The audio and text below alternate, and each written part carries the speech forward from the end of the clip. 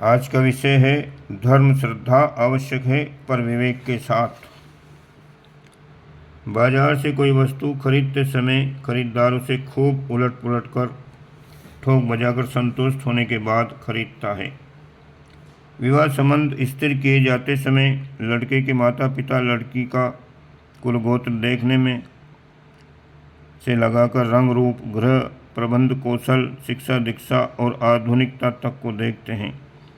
लड़की के माता पिता भी लड़के के गुण खानदान व योग्यता को आंके बिना नहीं रहते। जीवन के हर व्यवहार में किसी वस्तु को उसके गुणों के आधार पर ही स्वीकार किया जाता है और पहले उसकी परीक्षा ली जाती है। सामान्य जीवन व्यवहार में क्षेत्र में भी जब किसी व्यक्ति वस्तु या संबंधों को स्वीकार करने के लिए उसके गुणों को देख परख कर देखा जाता है, किंतु देखने में यह आता है कि जीवन को सफल व सार्थक बनाने वाले पथ धर्म को अधिकांश व्यक्ति यूं ही अपना लिया करते हैं। उसको वे प्राय किसी कसौटी पर नहीं कसते, उसकी परीक्षा नहीं लेते, उसके गुणों की ओर ध्यान नहीं देते। निर्जीव परंपरा के चिन्ह पूजा की तरह धर्म श्रद्धा का भी उपयोग हो रहा है। यदि उसे देखने परखने का प्रयास किया जाता रहा होता तो उसके उपयोगी तत्वों को पुनर्जीवित और अनुपयोगी बाह्य उपचारों का परित्याग परिष्कार भी संभव हो सकता। आज धर्म श्रद्धा धर्मजीवियों और धर्म व्यवसायियों द्वारा लूटी भर जा रही है। धर्म सत्ता सामाजिक पुनरुत्थान का नहीं बंधन का कारण इसलिए बनती जा रही है कि लोगों ने धर्म को देख परख कर स्वीकार करना छोड़ दिया है। धार्मिक हो जाना ही पर्याप्त नहीं है, धर्म के साथ श्रद्धा भावना जोड़ लेना ही पर्याप्त नहीं है। उसके साथ ही ये देखना भी परम आवश्यक है कि वह धर्म देश समाज और विश्व के मंगल का पथ और उसमें हमारी उपयुक्त भूमिका प्रस्तुत करता है या नहीं। उसकी उपयोगिता का हास उसे विकृत करके तो स्वार्थजनों ने नहीं कर दिया। किसी भी धर्म की सभी बातों को इसलिए नहीं मान लिया जा सकता कि वह सबसे पुराना है। ये धर्म की कोई उपयुक्त और युक्ति युक्त कसौटी नहीं है। पुराना होना प्रामाणिकता और पात्रता की कसौटी नहीं हो सकता। जो पुराना है वह सच्चा है, ऐसा मान लेना उचित नहीं है। कई पुराने भवनों को गिरा देना पड़ता है क्योंकि अब वे आश्रय देने के स्थान पर कभी भी ढहकर प्राणों का भी संकट उपस्थित कर सकते हैं। पुराने वस्त्रों को इसी तरह त्याग देना पड़ता है क्योंकि वे अब शरीर की आतप शीत से रक्षा करने में समर्थ नहीं है। नई से नई बात को यदि धर्म के सिद्धांतों में इसलिए स्थान नहीं दिया जाए कि वो पुरानी नहीं है, तो उस दकियानूसीपन को धर्म की कसौटी कैसे कहा जा सकता है। नए से नया परिवर्तन यदि तर्क की कसौटी पर खरा उतरा है तो उसके लिए धर्म के द्वार खुले होने चाहिए। यदि उसके लिए धर्म प्रसाद के द्वार नहीं खुलते तो वह कसौटी पर खरा नहीं उतरता, वह समय के साथ बदलना चाहता है। किसी भी धर्म की सब बातों को इसलिए मान लेना भी कि वह सबसे नया है, यह भी कोई सही कसौटी नहीं होती। हो सकता है काल की परीक्षा में वह खरा न उतरे, हो सकता है उसमें पुरातन उपयोगी और आवश्यक तत्वों को सम्मिलित ही न किया गया हो। यहाँ ये बता देना आवश्यक है कि मनुष्य का कोई धर्म हो सकता है तो वो मानव धर्म है। हिंदू मुसलमान सिख ईसाई जैन बौद्ध पारसी आदि धर्मों में वही मानव धर्म आंशिक रूपों में विद्यमान है। उसमें निहित शाश्वत मानवीय सिद्धांत ही सनातन है। उनके स्वरूप का पूर्ण चिंतन नहीं हो सकता। वह तो समय के साथ परिवर्तन की अपेक्षा करता है। धर्म की कसौटी की उपरोक्त दो बातें स्वामी रामतीर्थ ने बताई हैं। स्वामी जी का यहाँ धर्म से अभिप्राय मानव धर्म ही है।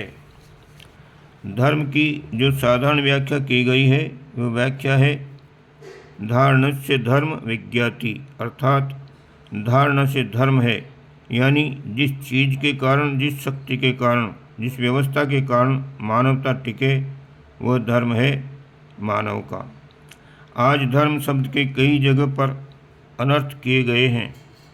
बहुत बार तो धर्म के अंतर्गत वे चीज़ें भी लागू कर दी गई हैं जो धर्म के अंतर्गत नहीं आती। धर्म व्यापक शब्द होते हुए भी जो उसकी छोटी छोटी चीज़ें हैं, छोटे छोटे अंग हैं, उन्हीं को लोग धर्म समझने लगे हैं। मंदिर, मस्जिद या गिरजाघर में जाना धर्म का एक अंग है, पर यही धर्म है ऐसी बात नहीं है।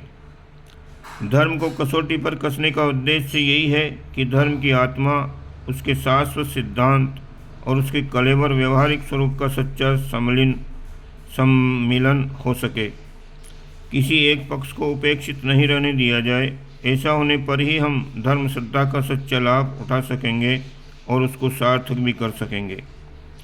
स्वामी राम तीर्थ ने कहा है, किसी धर्म को इसी आधार पर मत मान लो कि मानव समाज का बहुत बड़ा वर्ग उसमें विश्वास करता हुआ दिखता है, क्योंकि मानव समाज का बहुत बड़ा हिस्सा तो दरअसल शैतान के सिद्धांत में विश्वास रखता है, अज्ञान के धर्म में विश्वास करता है। एक जमाना था जब मानव समाज का बहुत बड़ा हिस्सा गुलामी में विश्वास करता था, मगर ये तो इसका प्रमाण नहीं कि गुलामी की प्रथा उचित थी। वेदांत के प्रकांड पंडित और धर्म के ज्ञाता स्वामी जी का ये कथन इस बात की ओर संकेत है कि प्रचलित धर्म के व्यवहारिक स्वरूप में समय समय पर जो सुधार होने चाहिए वे तभी संभव हो सकेंगे जब व्यक्ति भीड़ के साथ चलने की वृत्ति छोड़कर विवेक को महत्व देगा। बहुसंख्यक व्यक्ति तो उसी पथ पर चलते हैं जो प्रचलित हैं, किंतु समय के साथ उसमें परिवर्तन तो विवेकी जन ही कर सकते हैं। अतः धर्म की उन सब बातों को इसलिए ही स्वीकार नहीं कर लिया जाना चाहिए कि उसे बहुसंख्यक लोग मानते हैं। ठीक इसके विपरीत इसलिए भी नहीं माना जा सकता कि थोड़े से लोग ही उसे मानते हैं। कई बार वे मुट्ठीभर अल्पसंख्यक जिन्होंने कोई धर्म स्वीकार कर लिया है अज्ञानग्रस्त और गुमराह आदमी होते हैं। किसी धर्म को इसलिए भी नहीं मान लिया जाए कि उसे किसी राजा या सम्राट ने चलाया है।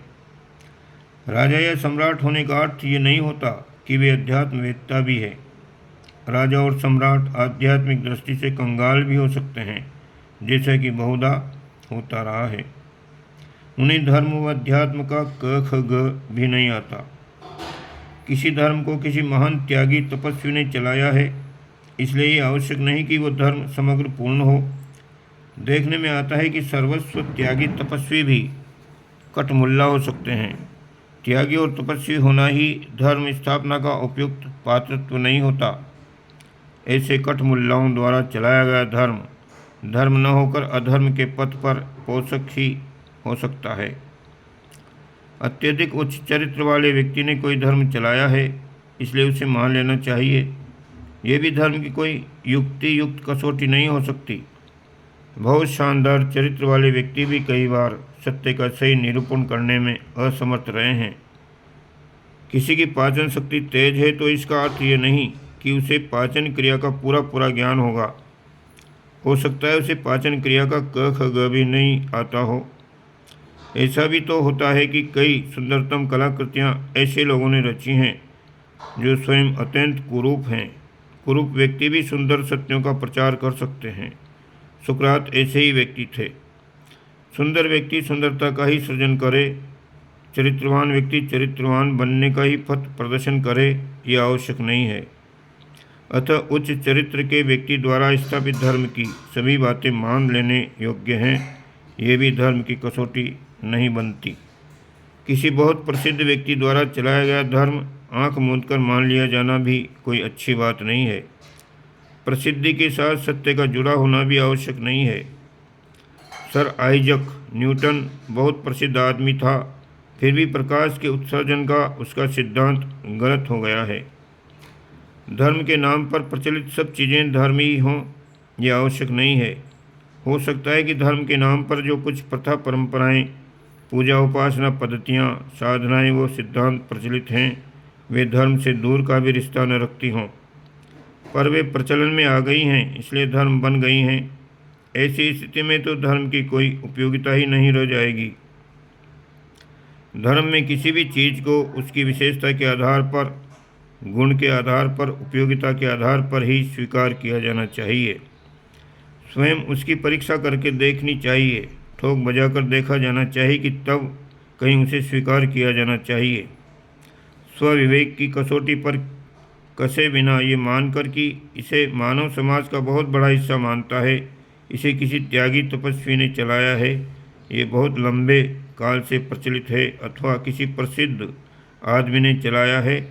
धर्म की किसी बात को मान लेना अंधेरे में लाठी चलाने जैसा ही काम है। इसमें न व्यक्ति का हित है और न समाज का। धर्म के नाम पर आजकल कुछ ऐसी ही बातों पर विशेष बल दिया जा रहा है। उन्हें माना जा रहा है जो धर्म का अंग होते हुए भी समग्र घड़ी नहीं है। केवल उन्हें ही धर्म मानकर चला जा रहा है तो उससे कुछ अधिकांश लाभ होने वाला नहीं है। सामान्य जीवन व्यवहार में बरती जाने वाली सावधानी धर्म के संबंध में भी रखी जानी चाहिए। धर्म श्रद्धा होनी चाहिए, पर उसके साथ विवेक भी जुड़ा हुआ रहना चाहिए। उसकी सभी बातों को कसौटी पर कसकर ही स्वीकार करना चाहिए। यदि ऐसा होता रहा तो धर्म का हम पूरा लाभ उठा सकेंगे। समाज में स्वर्ग का सा वातावरण भी तभी बनेगा, उपजेगा। ओम शांति।